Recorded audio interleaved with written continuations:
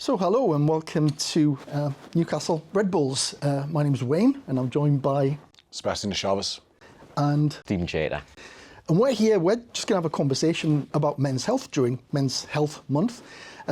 Important to note, none of us are trained doctors or counsellors or anything like that. We're just people who are having a conversation about health and well-being and particularly relating to men. So Sebastian, I'm going to put you on the spot first of all. No problem.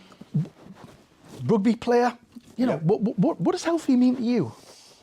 I think when I think of healthy, I think of things I do, but also things I do and how they make me feel. I think a lot of time health has always been put towards just the physical side of things, but I think a lot of the time there's so many other aspects of being healthy and being overall healthy. So I think of things of relationships, connection. Obviously, as an athlete, I love my sport, I love training and everything like that, but also there's that connection element. I love going for coffees with my friends and my wife and seeing my family and playing with my nephews and stuff. So healthy for me is not just kind of one avenue. I think it's getting better and better, but I think it's also exploring other different things. It's not just getting in the gym and lifting weights six times a week or anything like that. It's about sometimes getting out to nature or trying something new or setting yourself a real hard challenge or just connecting with people. So yeah, healthy for me is really wide ranging, and I think it's actually a really personal thing as well.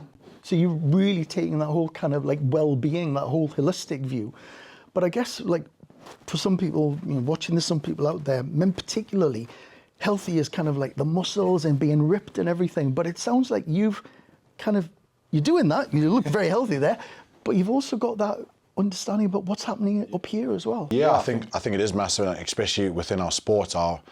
Our sport, you're walking into rooms and changing rooms with 30, 40 alpha males, so to speak. And from the outside looking in, it probably looks like we just care about being big, strong, these massive muscles and worrying about that. And I think a lot of also social media shows, in order to be healthy, you need a six-pack, or, in order to be successful, you need to make millions. So I think there's always that massive scale of either it's black or white, but sometimes it's not. Sometimes you find yourself just in the middle, and all I would do is encourage is just find out what works for you. That might be in the gym 7 times a week, pushing heavy weights, and you love it and it makes you feel great, perfect. But other times it might be out in nature or, watching a good series on TV, something like that. I think with the generation we're in, with social media and all that kind of stuff, I think it is very black and white at times, whereas life's not really lived there. It's more just what works for me might not work for you, and that's absolutely fine as long as you're happy and healthy, I guess. Could I just ask a question? I'm really interested by that sort of holistic approach that you've mentioned. Is that something that's come as you've got older? Not saying that you're old, you're definitely younger than us two, but... Speak for yourself. Did you see me training out there? I don't know if you'd say I was young. But is it something that came as you got older? So if you think back to like your 18-year-old self, did you have that mindset then, or has it come as you've aged? Yeah, definitely. I think I'd love to say I had this view from 18 years old, but when I was 18, it was, starting to get in the gym. It was also very much like watching Ronnie Coleman and all these bodybuilders, and like, I just want to get massive. I just want to get strong. And playing rugby, you look at like those alpha males and you just want to be that person, whereas a lot of the time you're following the crowd, at least in certain things I was. Your friends do this, a little bit of peer pressure, you end up doing it. And I think it just comes with a lot of experience and life experience of sometimes you just got to step back and be like, this is not for me. And like it sounds very simple just talking to you guys here and saying that. I don't think it's easy, but I think as you mature, as you meet different people, as you experience different cultures. I've been very lucky in my rugby career. I haven't, for example, just been at Newcastle my whole career. I've played in the States, I've played in France, I've been in London, obviously coming from South Africa originally. So you really pick up on things and you really pick up on different ways of life. And I think that's helped me to understand that, oh wow, I went and played in America, and Americans they do this to relax and stuff, and that's nothing I've ever experienced. Let me try it. And you try it and it's not for you, or it is for you, but I think it just opens up your mind a little bit. But yeah, definitely not at 18. And just going with that age thing, we're going to be interviewing some younger people in a while. I think it'd be really interesting just if you could speak to your 16, 18-year-old self and give them a little bit of advice about health and well-being, what do you think that might be? I think it's that piece of, in life, so many things aren't black and white. You know, there's a lot of nuance, there's a lot of context, there's a lot of different things. And like we said, all your mates might be getting into the gym or running 5Ks or going to the pub. And that's amazing for them, that's cool. Everyone's on their own journey, that's cool. But I think don't just assume that that is for you. I think understand that, hey, they enjoy that, that's cool. I don't mind it, but I don't mind it as often as they do. I much prefer doing something else. And I think, again, probably bash social media a little bit, but also one of the benefits is there'll always be people out there doing stuff that you like. You know, you might think you're really niche and you're the first person to discover, you know, whatever it may be, but actually there's probably communities and everything like that, and to connect with people is a lot easier now. So I think, yeah, I suppose to boil it down, it's probably just be more open to different experiences. I think listening to you, you've clearly got this right for you. Try. But, you know, for a lot of men, I've been going to the gym for the past sort of 6 months. Sometimes it can be quite insular. Yeah. But what I'm really interested in is, you see we've got it right. Why is it, do you think, that some men find it difficult to kind of talk about that mental health well-being, that fit brain, as it were, as opposed to like the muscles and the body? What's the barrier from stopping men talking about that? I think until we try something, until we've got that actual hard experience, I think our mind can play so many tricks on us with we're getting so many stories. And I think, for an example, like the gym, I think a lot of men think when they go in the gym's going to be full of bodybuilders that know exactly what they're doing, and they'll watch you from the start and be like, he's an idiot, he doesn't know what he's doing.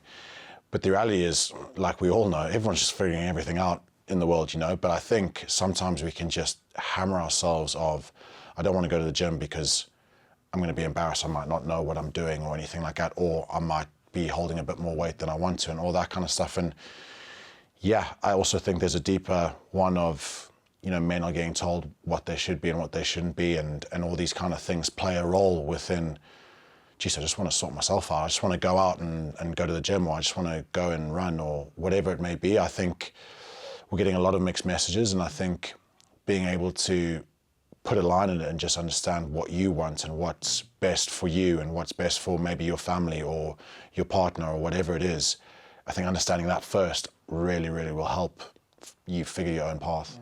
I don't know about you two, but I'm a dad of two. My boys are in their 30s now.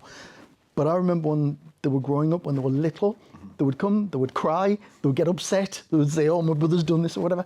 And then suddenly something happens, something just flips to almost stop them talking about feelings. How do you think we can kind of bring that sort of ability to talk in comfort? I mean, would you feel comfortable crying in front of some of your teammates or your friends? I'm sorry, I'm putting you on the spot. No, I think it's also, again, I personally think it's a very personal thing. Not saying that I've got it all figured out, but there are people in my life, men and women, that I would happily sit down and bawl my eyes out if I was struggling with something, and it has happened multiple times.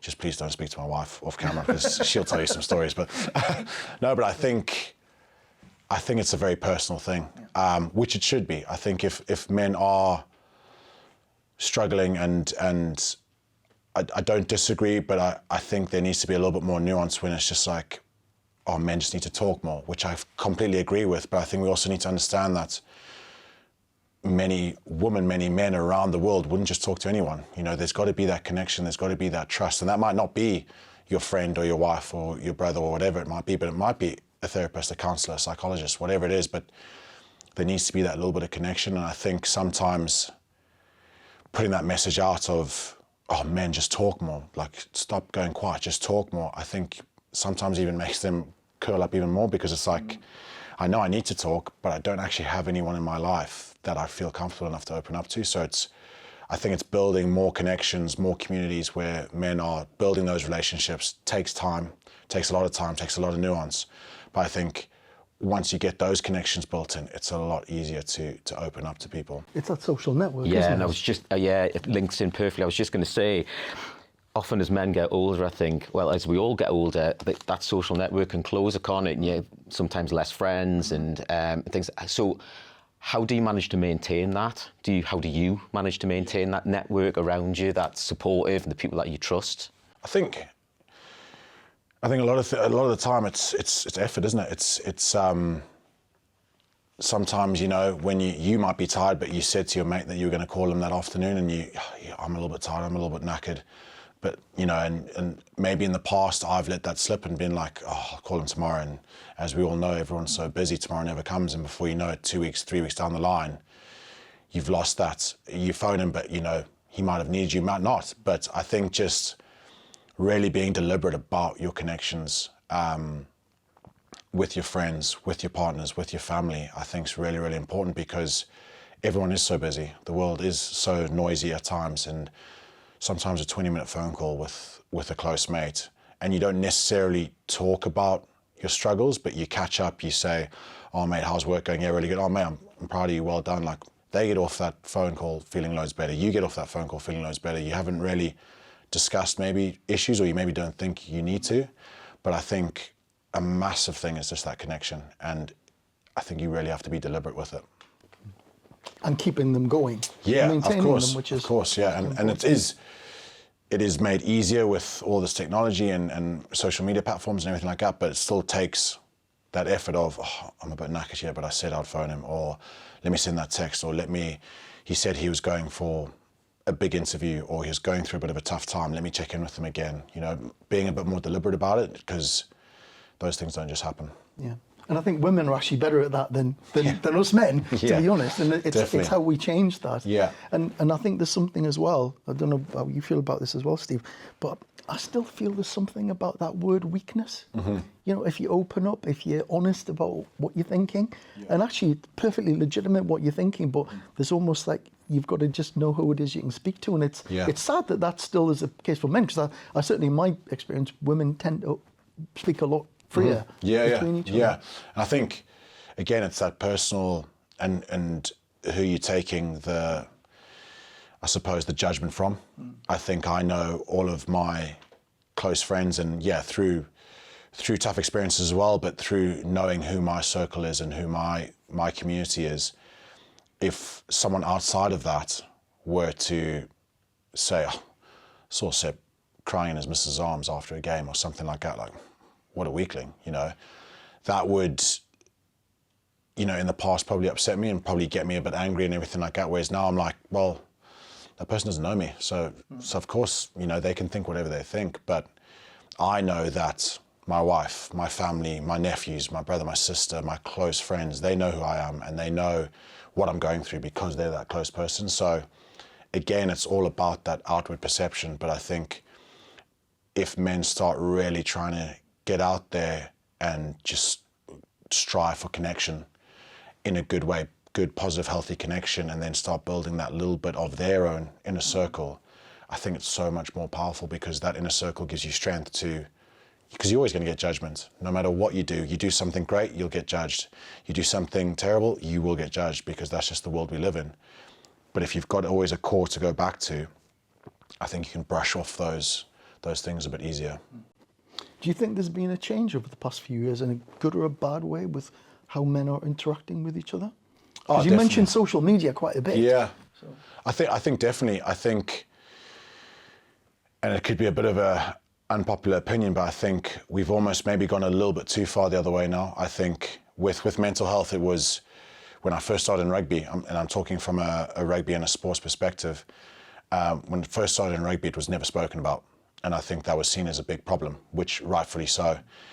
And now we've gone from almost nothing to everything is about mental health, and everything, you know, you can't say this, you can't do that because of the person's mental health or anything like that. And I was listening to a podcast the other day, and this person was in HR, but she was also a psychologist.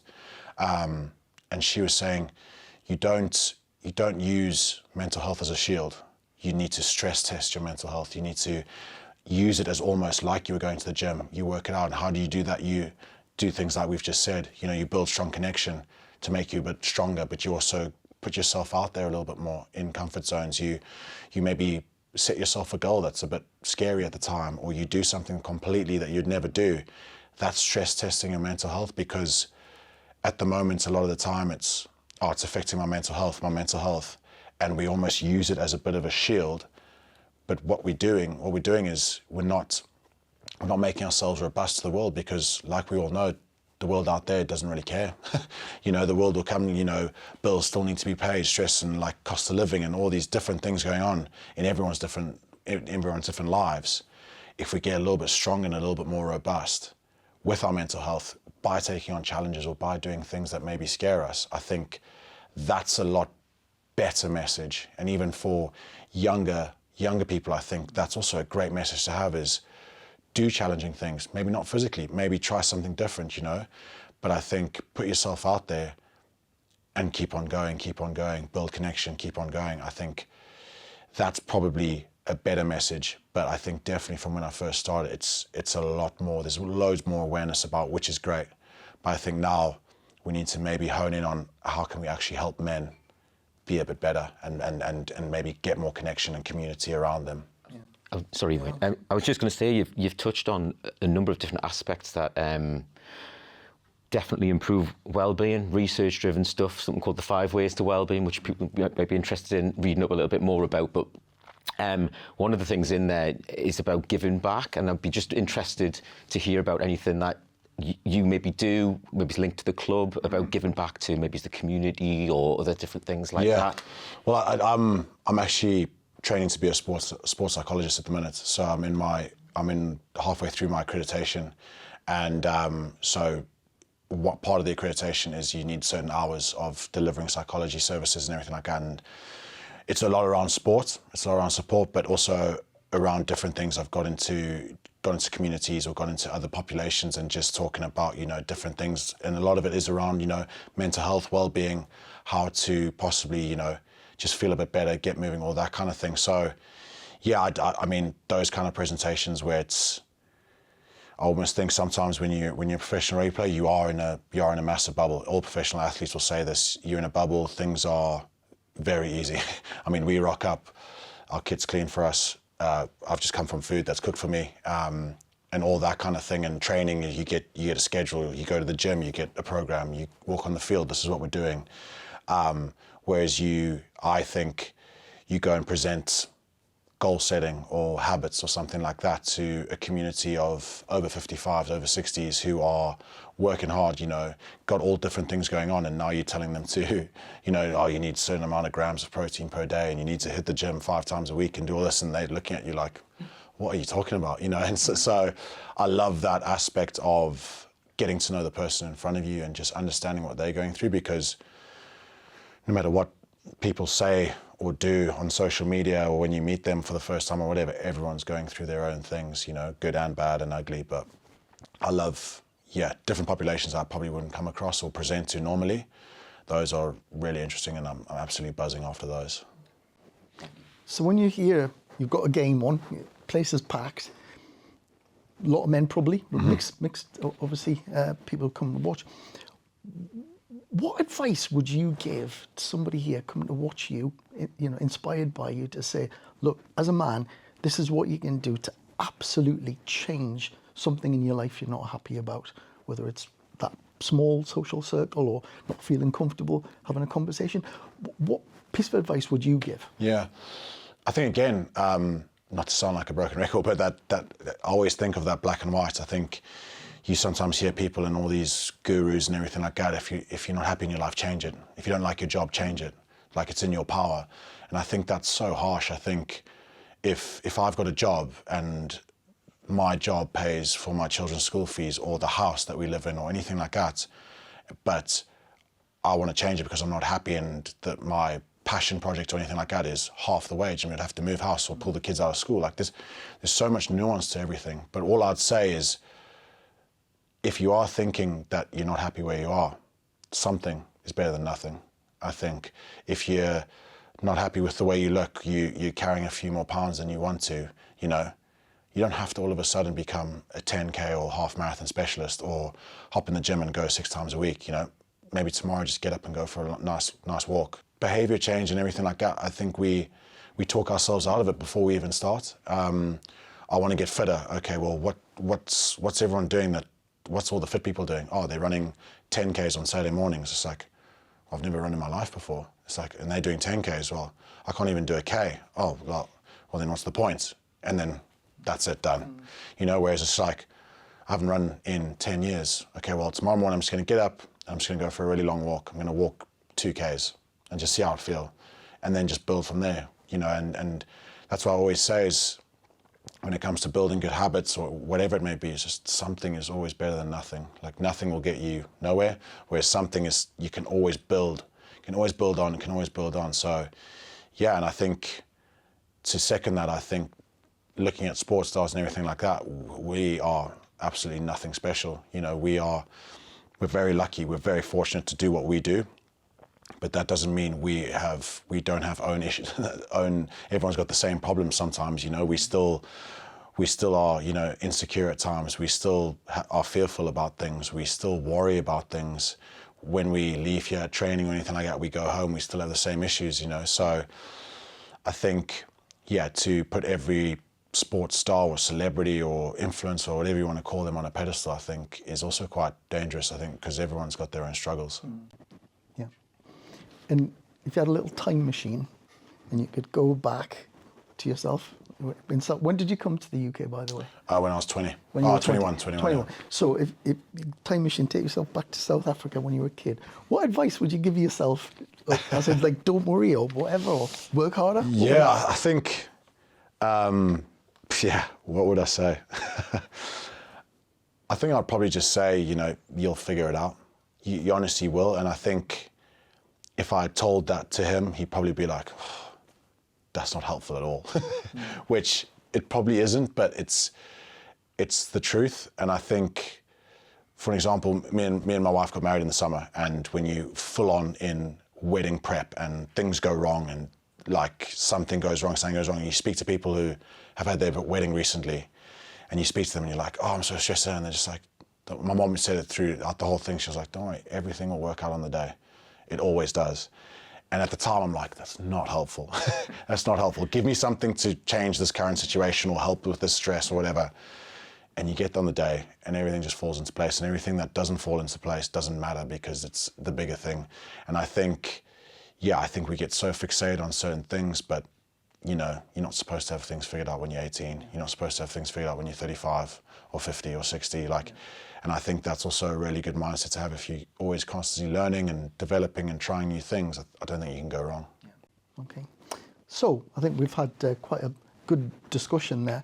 And I think the thing that's captured from me, and I don't know how you feel, Steve, is that, that physical stuff's really, really important. And those endorphins will probably help if you want to go to the gym and help you feel a bit happier. But actually, you've really got to look after what's inside here, and that whole kind of wellness and that whole approach to actually just feeling supported as a person. And I think you bang on that network around you, and actually just having, even if it's one or two people that you can have that comfortable conversation with, then that's going to help you massively and support you through life. And things like what you're doing here at Red Bulls and other football clubs and rugby clubs and cricket and whatever, is, you know, you're all influencers and you've all got your part to play. So I think having you here today has been really helpful. Oh, thank you for having me.